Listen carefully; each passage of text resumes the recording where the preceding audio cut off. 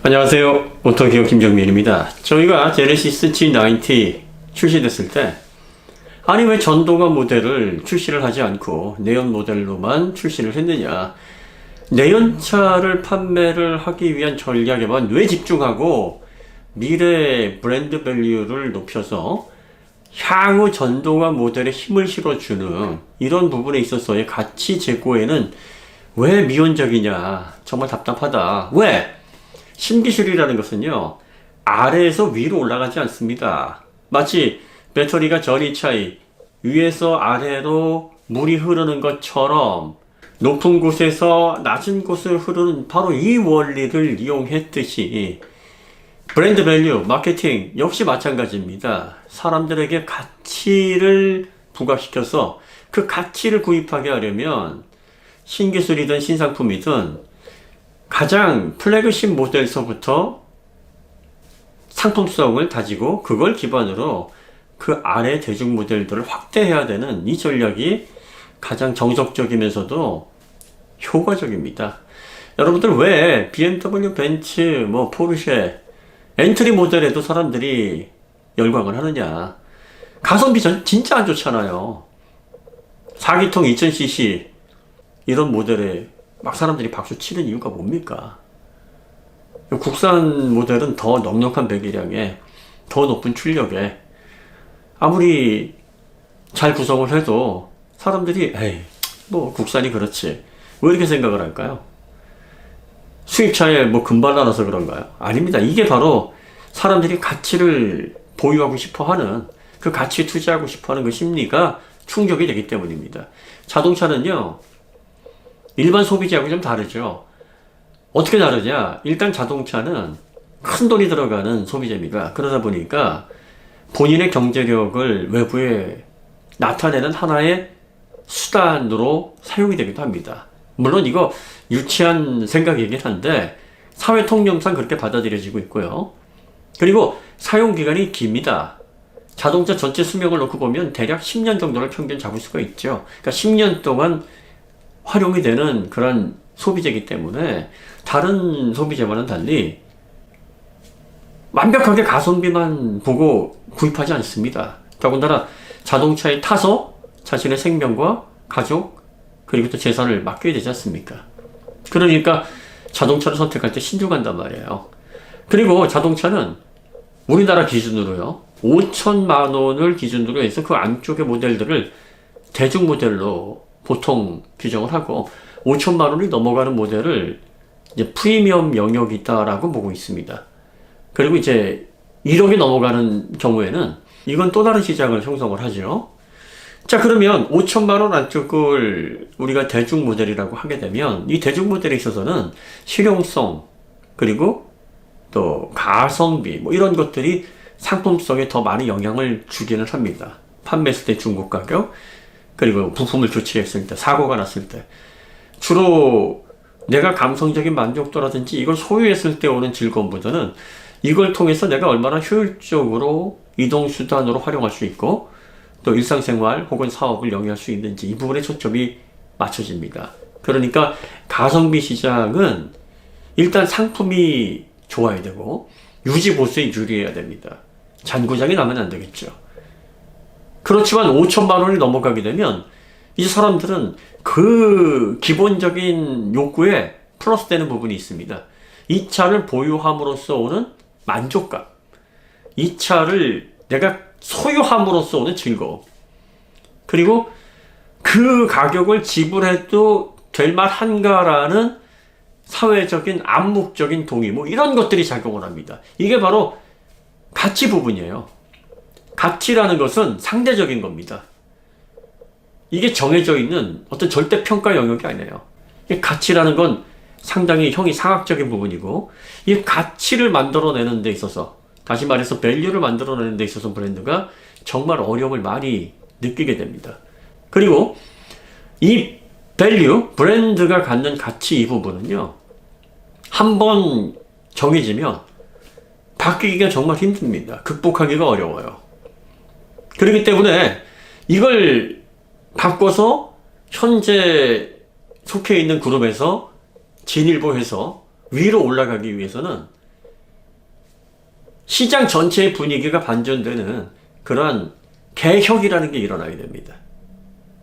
아날로그에서 디지털 카메라로 넘어갔었던 그런 개혁이라든지 셀룰러폰에서 스마트폰으로 넘어가는 이런 개혁, 시장이 뒤집어져서 이제 새로운 룰과 새로운 가치로 제품이 판단되는 그런 과도기를 건너서 그 과도기에서 기술의 혁신을 이루고 새로운 가치를 소비자들에게 잘 인정받을 때 비로소 포지션 변화가 일어납니다.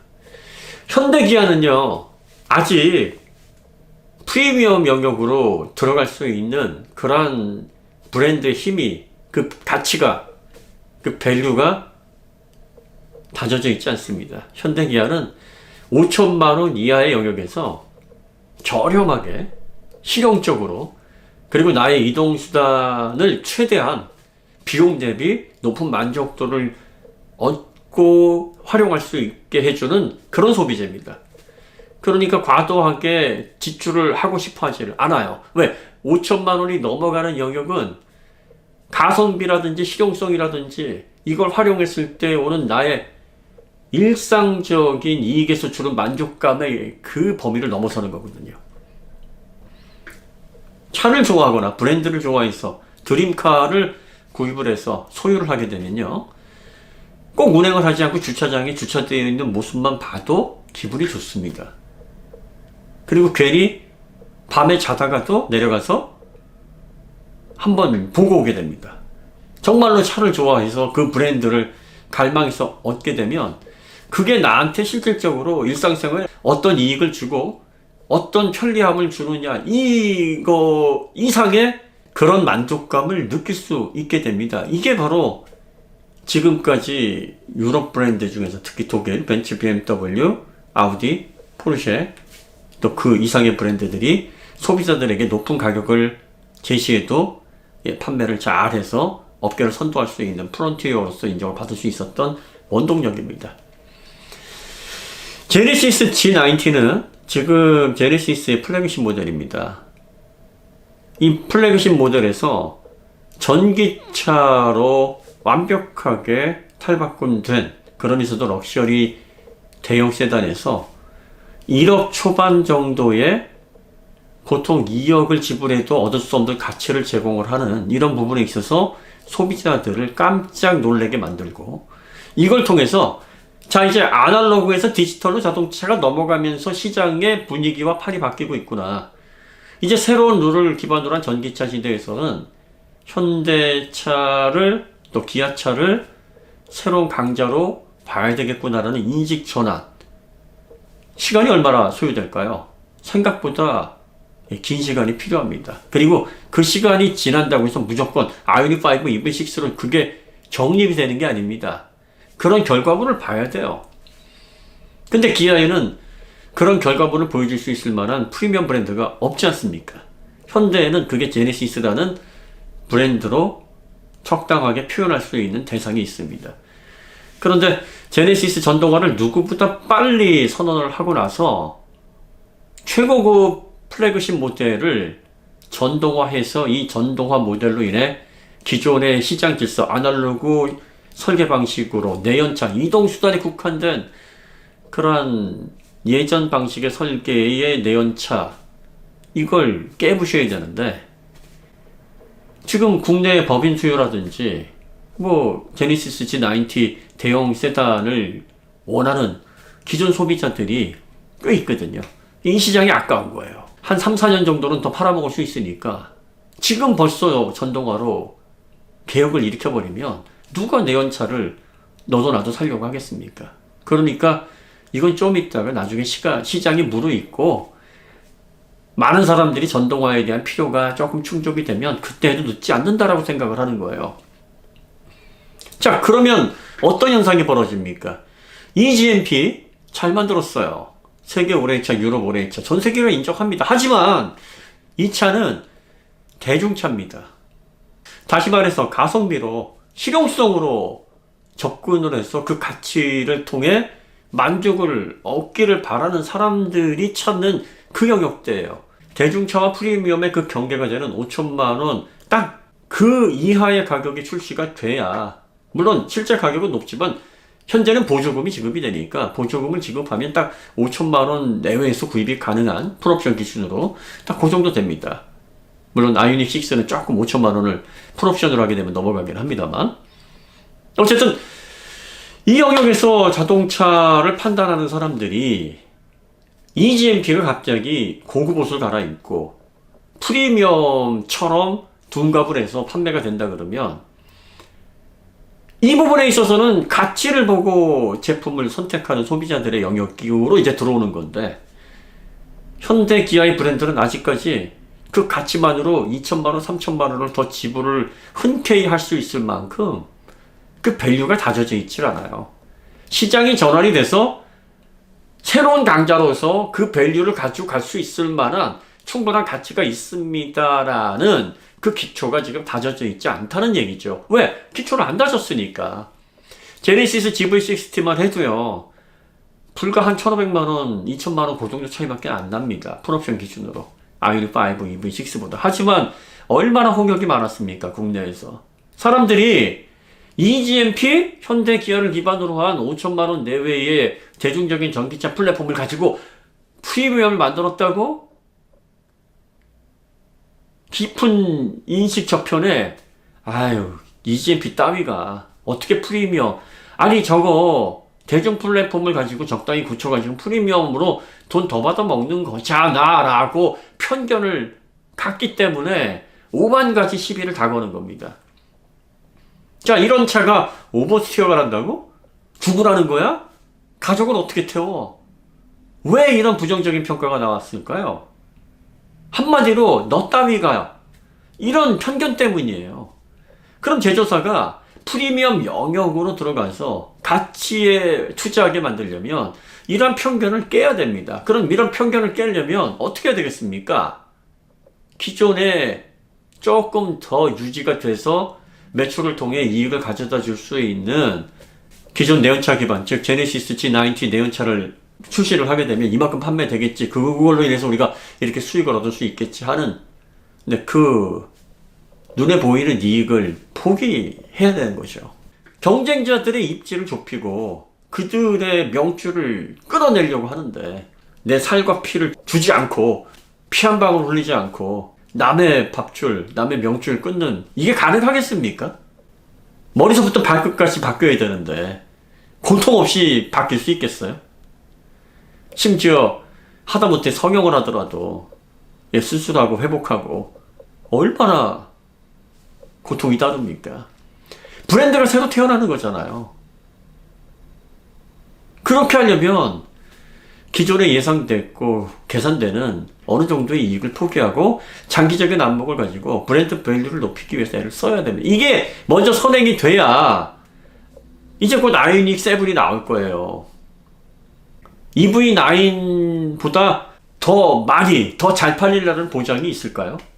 가격은 7천 중후반대에서 옵션 다 얹으면 1억 가까이, 혹은 자율주행 얹으면 1억이 넘어가는 그 가격대로 나올 것 같은데, 특히나 현대기아의 전기차 이 전략이 처음부터 좀 스텝이 꼬였잖아요.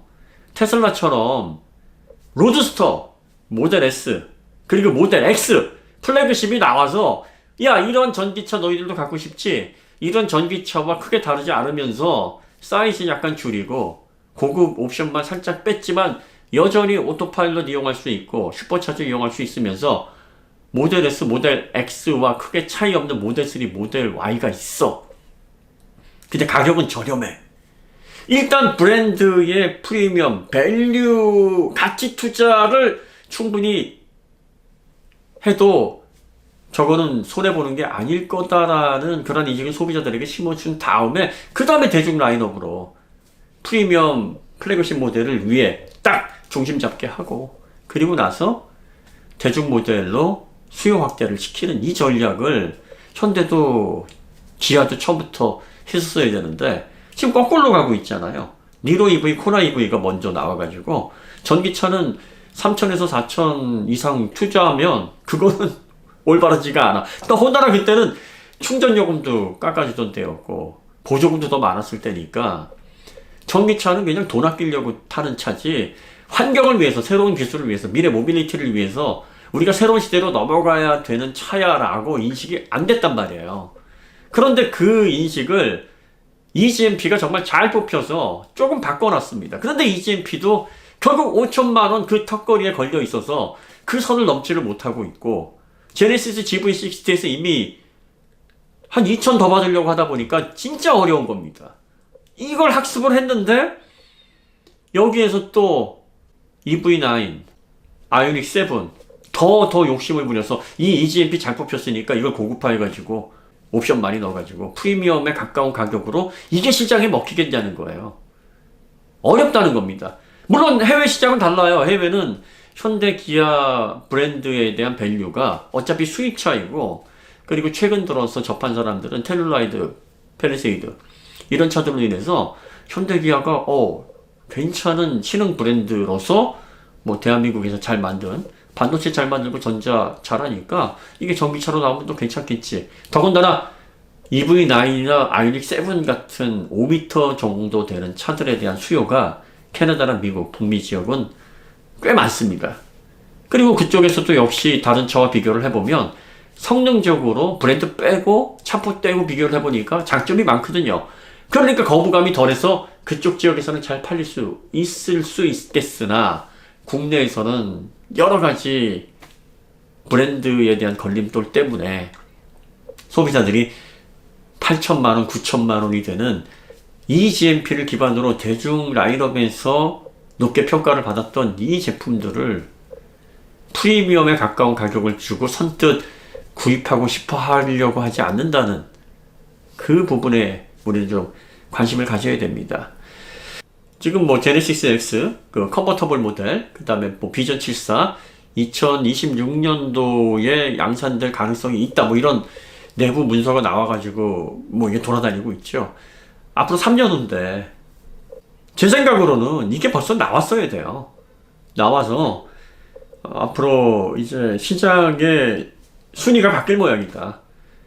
전기차의 시장 질서가 이제 파괴되고 기존의 강자들은 이제 도태될 거고, 전기차 시장에서 새로운 신기술로 새로운 시장을 만들어 나가는 그런 브랜드들이 주목을 받는 시대가 됐구나라는 인식 변화가 지금 일어나야 향후 2년 이후에 현대기아의 브랜드에서도 준프리미엄에 해당하는 전기차가 나왔을 때 거부감 없이 소비자들이 그래, 예전에는 가성비 보고 구입했지만 지금 시대가 바뀌었잖아.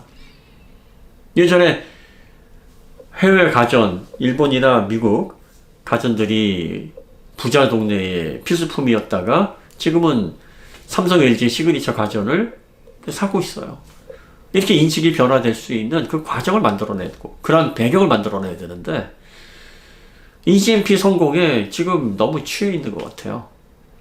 EGMP는요, 아이오닉 5, EV6 이 이상에서 발전하기 어렵습니다. 그리고 성능을 585마력, 650마력으로 확 높여놔야 그래야 비로소 7천만원, 8천만원 딱 그 선이 한계예요. 그 이상 못 넘어갑니다.